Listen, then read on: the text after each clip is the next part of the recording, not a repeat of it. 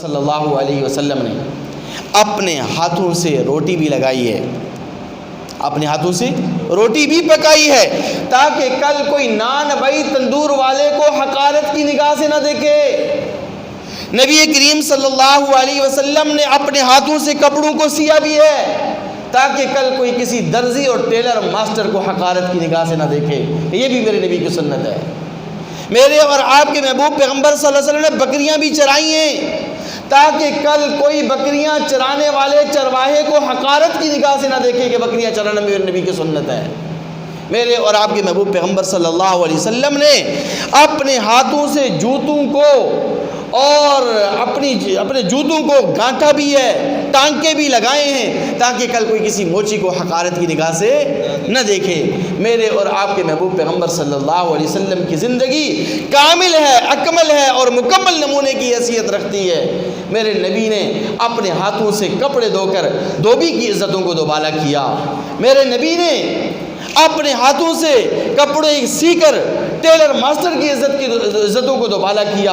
میرے نبی صلی اللہ علیہ وسلم نے اپنے ہاتھوں سے جوتوں کو ٹانکے لگا کر موچی کی عزتوں کو دوبالا کیا۔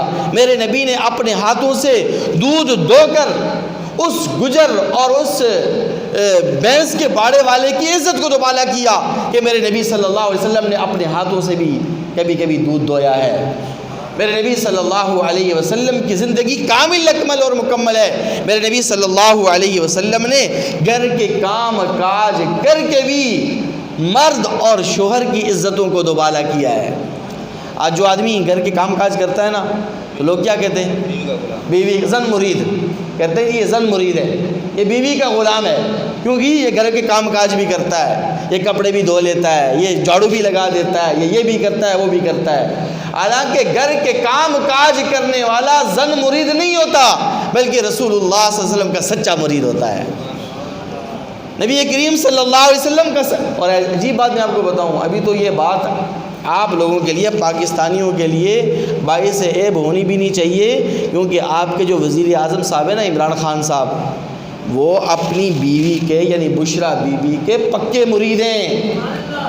پہلے بھی مرید تھے، شادی سے پہلے بھی مرید تھے، اور شادی کے بعد اب بھی مرید ہیں۔